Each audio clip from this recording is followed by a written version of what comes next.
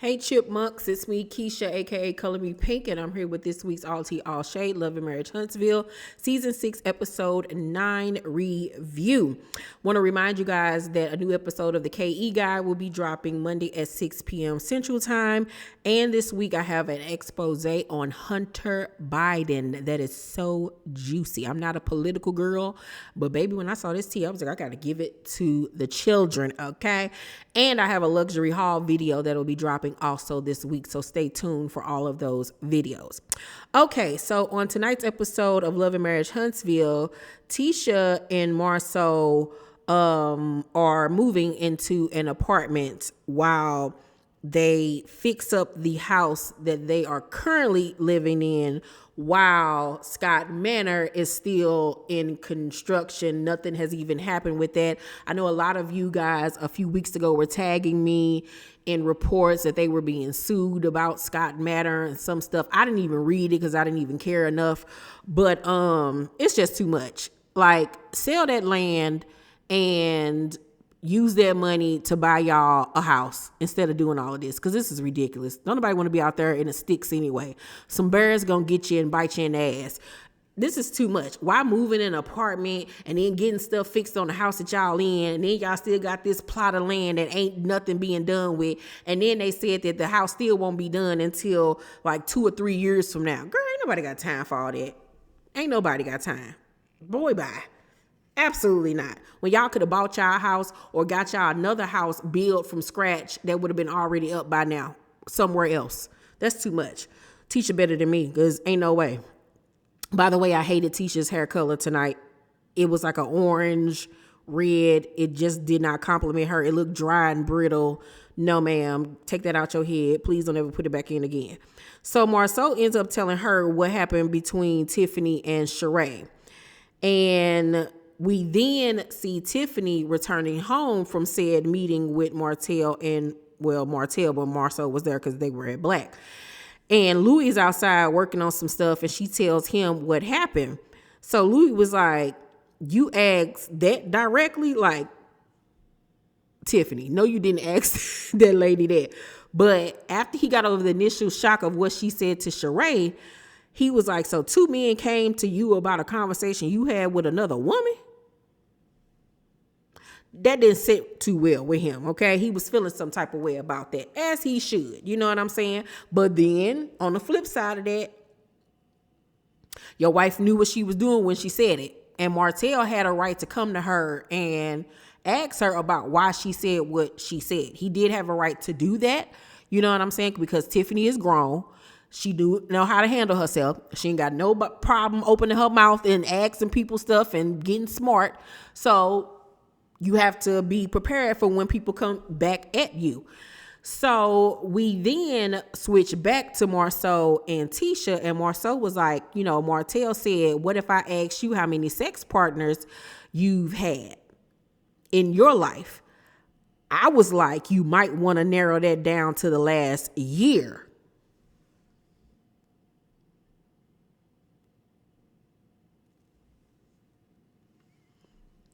So basically, Marceau was saying that she been out here effing other men while married. Tisha was like, don't be disrespectful now. That's that girl Marriage. That was out of line. That was out of pocket. Because I'm trying to figure out why Marceau got so much invested into this and it ain't got nothing to do with him. Is it because he ain't got no other storyline going on? Is it because he's trying to deflect from Scott Manor and that crap that's going on over there? Because I'm not understanding why he's so invested in what happened between Sheree and Tiffany. This does not affect you whatsoever. You don't have a piece of skin in this game. So I'm so bewildered by why he's taking such low blow shots at Tiffany. Like, it's weird. And to say that about another man's wife, especially after how you got on about questioning certain things in y'all marriage, and what he questioned wasn't even that deep. I don't even remember what he said, but that I will always remember. Like, you literally just put it out there and basically claiming like Tiffany out here sleeping around that man. And then, Tisha already done put it out there that it's a rumor going around that, she was sleeping with somebody. Child. Y'all just want hey to sit on y'all. He gonna sit on y'all. This reunion, baby, is gonna be a mess. So Tisha in her confession was like, Tiffany thinks she can get away with saying some slick stuff because she's a pretty girl. And then Marceau says she's not that pretty to be saying nonsense like that. Let's back this bus up and put it in reverse. First of all, I don't think that Tiffany thinks that she can say the stuff that she says because she's pretty. I don't think that has anything to do with anything. Like, Tiffany's a pretty woman, don't get me wrong, but I don't think that she's like, oh, I'm cute. I'm light skinned and I have, long hair, so I can say whatever I want to say. I don't think that. I think Tiffany is just a blunt person that don't care what she says to people. I don't honestly think they got anything to do with her looks, because there are plenty other women out there that look better than her and that obviously dress better. Okay. And then for Marceau to say she not that pretty to be saying nonsense like that, it's just like, now you kind of coming for the lady looks. Baby, Louis gonna two-piece you. And after tonight's episode, it's obvious Marceau don't want no smoke with Big Lou, okay? So, once again, I'm still trying to figure out, why is he being so messy? So, Tiffany says to Lou, Marceau called me a Karen and said, what the F is wrong with you? And Louis was like, since he want it, he gonna feel it. Like, at first, I was getting used to the game talking about, this reality show world. But he was like, if he want it, I'm gonna give it to him at this point. He's sick of Marceau. And I'm sick of Marceau too. Because, now Marceau back in that bag where he acting like a little woman. And I don't like it. Like, nah. So Kimmy is preparing for radiation. She's so excited because her eyebrows are growing back. Hair in other places are growing back. It's not growing back in some places. Her hair is starting to come back in. And she talks about how she lost her libido during this time. And I mean, that's totally understandable. Like, you were literally had poison pumped into your body for a few months. Like, who gonna be thinking about sex? But she talks about how, even before she found out her diagnosis, that Maurice was highly sexual, wanting sex every day, several times a day, which was nonsense. And she admits to him that when they have had sex during this time, it was basically for him and his pleasure, because she knows that he's a man and he has certain needs. So at first he was laughing about it, and then he was like, so wait a minute, you been faking. And when he was driving that car, y'all, and the realization came over his face, and he was just sitting there like, this bitch been faking. What the? Like, it was like his whole world changed and his life flashed before his eyes, because he was genuinely shocked that she was faking. And I was like, do y'all know how many times women have faked with y'all? Like, child. So, we then see Kimmy meet with her friend Andrea, and they talk about, her not feeling sexual and stuff, which is, like I said, understandable. And is it just me, or have I seen this Andrea lady on this show? But her face looks so familiar to me. Who is she? I've seen that lady before. Have I seen her on Love and Marriage Huntsville before? Or have I seen her somewhere else? But I've seen that lady before, and I just cannot pinpoint where. Y'all let me know. So it's the day of Tiffany's baby shower, and Maurice asked Tisha, where's Marceau? And she was like, he didn't know whether or not he was coming. So then she tells Kimmy and Nell and them that are at the table that, he ain't really feeling Tiffany right now, and goes on to tell them, what transpired. And I was like, y'all would be talking about this at this lady baby shower. Like, this is real life, her baby shower. Like, you don't want to ruin the lady baby shower, we're talking about this stuff. I feel like, yeah, we're on a reality show. We got to talk about certain things, but like, this is her real life baby shower. Like, come on, bro. So, Tisha was like, how does Mel feel about Martel dating other people or bringing other people around the group? And I'm looking like, Tisha, why are you even asking questions about how Mel feel about anything. Like, y'all supposed to be working on things, and like, just stay out of it. Like, it's just certain things to keep the peace.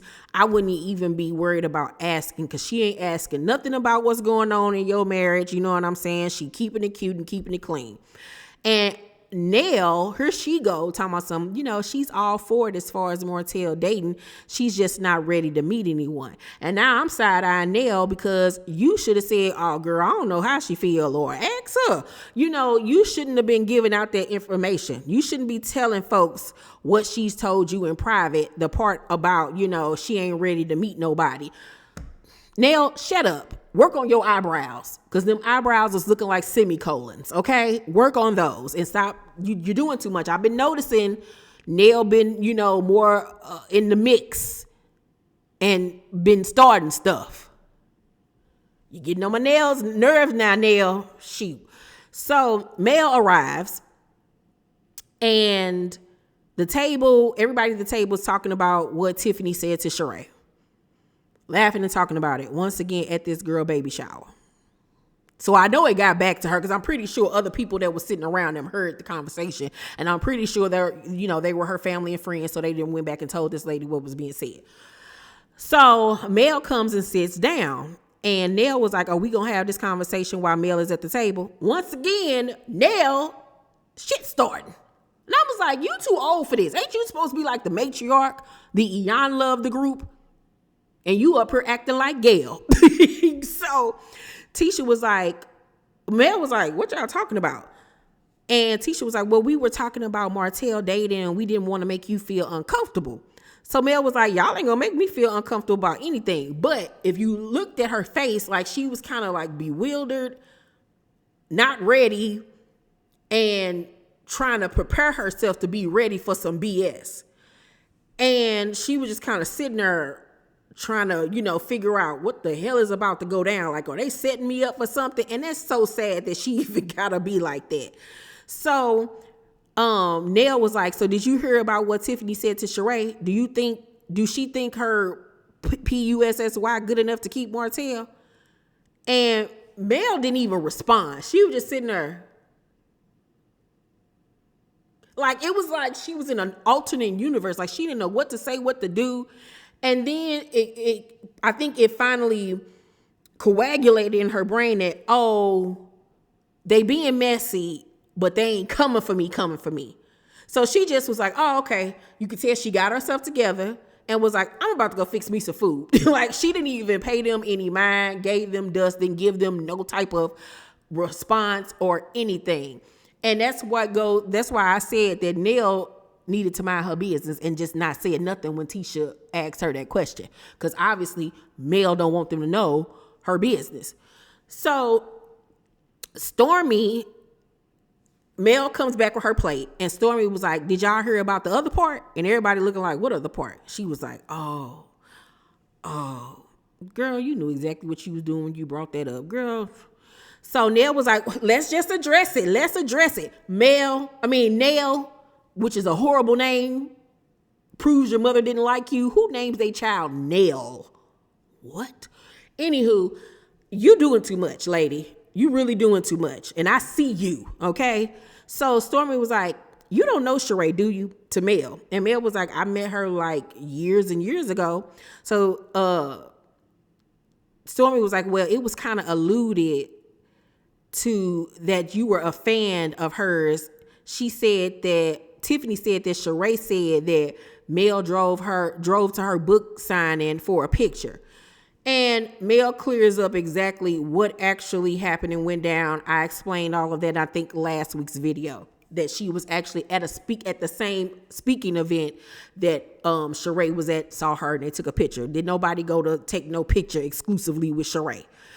So Mel cleared that up real quick and cracked everybody's faces, especially Stormy's, because Stormy was looking for a moment. So Martel and Marceau arrived. And Marceau was like, "I need a seat." And Mel was like, "You can have mine." He was like, "Oh, you about to leave?" Yep. He was like, "This Negro here, I'm not out of here. Deuces." So we then see Martel, and hey, step outside to have a conversation about what was said. So Martel repeats what Tiffany said to Sheree. And Louis was like, Sheree is a grown woman. Y'all two grown men. Y'all went to my wife. Like, y'all should have came to me.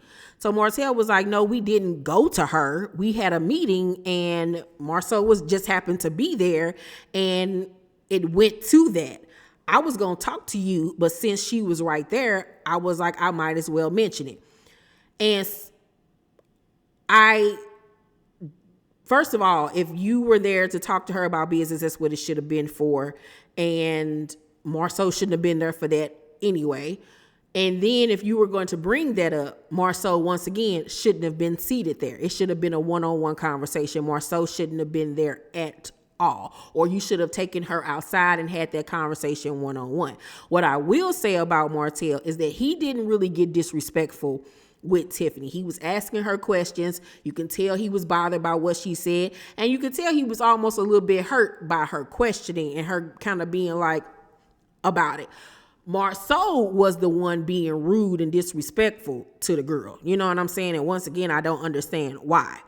So Lou was like, it was a lot of, ish mentioned, like, what the F were you thinking saying that? And so Martel was looking like, I ain't say that. And then Marceau remembered that he was the one that said it and was like, oh, I'm sorry. That was a reaction. So Lou was like, well, where did the Karen come from? And Marceau then breaks down exactly what a Karen is. And Tiffany was acting like a Karen, not going to front. So Lou was like, she knows how you feel about family to Martel, basically trying to put it like she was looking out for you. And he says, there is no negative factor of her saying, oh, you dating a cheater. And Marceau was like, stop. That don't even make sense, which it didn't. That part did not. So Lou was in his confessional says, I get Martel feeling away, but what does Marceau have to do with this? And once again, I want to know that as well. Like, you would have thought that Tiffany cussed Tisha out or something.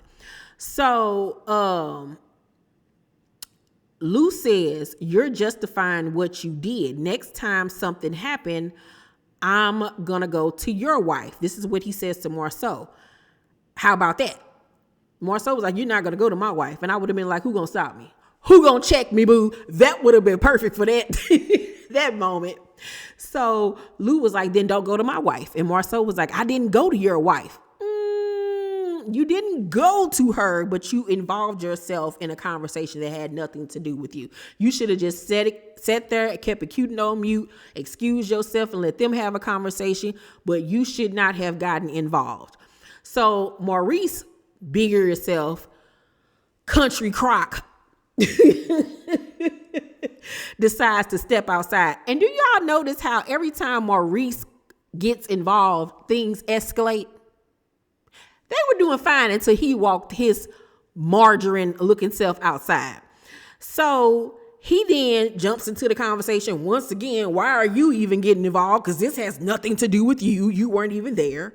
And he talking about, how Tiffany don't know Sheree. We get that. She don't. But once again, let's keep it cute. Y'all are on a reality show. And once again, she did what y'all should have been doing.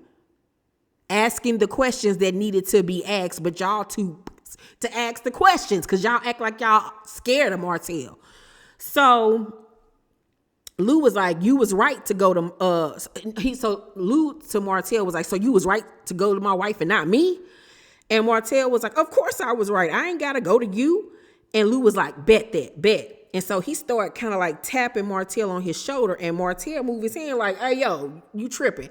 Maurice get in between them to calm things down. But like I said, things didn't escalate until he brought his light, bright self out there. So Martel was like, I went to her respectfully. He did. And Lou was like, I get she's wrong, but come to me. She's pregnant and a female. Y'all two men. There is an apology that needs to be had to Sheree and to Martel. Now, you're not going to call that she pregnant crap. Because she ain't been carrying that she been pregnant with her mouth, okay? Been going like this all this season, all right? I know he wasn't around for a lot of it, but he just seeing it now. So we're not going to throw out that pregnancy card. Now, is she a female and y'all, it was two men kind of ganging up on her? 100%. he had a right to feel some type of way. And that's why I take fault with Marceau for involving himself in something that didn't have anything to do with him. So they end up hugging it out and making up. Tiffany is in the inside not feeling well and crying. A part of me feel like she got overwhelmed because they was outside arguing and she didn't want things to go that far. I really feel like that was what, and then the fact that, I think that it was the fact that Lou was out there arguing with them. I think it was the fact that, I think probably word got back to her about how they were talking about the situation at her baby shower. And I think that did bother her and stress her out.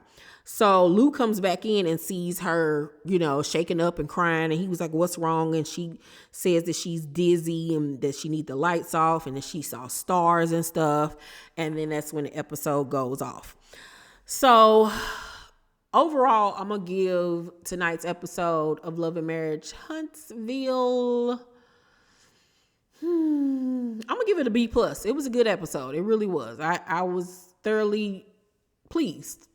I know the ratings have been low, but I'm enjoying this season. I just still feel like there needs to be a cast shakeup. There really honestly does. There needs to be, I feel like after everything with Martel here recently, Martel needs to go. I feel like maybe 2 new couples need to come into play or something. But yeah, it needs to be a cast shakeup in Huntsville, or at least 3 new couples. Something needs to happen in Huntsville. Because it's getting kind of stale. Like Stormy can go. I like Tiffany because Tiffany get it started. Kiki a little bit of a loose cannon. I like her being a friend to the show, but I do feel like they could add in 2 or 3 more couples to spice things up. They're going to need to do something if they get a season 7. They're most definitely going to have to do something else. Y'all let me know what y'all thought about the episode down below in the comments section. Make sure to thumbs up this video, like and subscribe, and hit that notification bell button. I love you all, and I'll see you on the next video. Bye.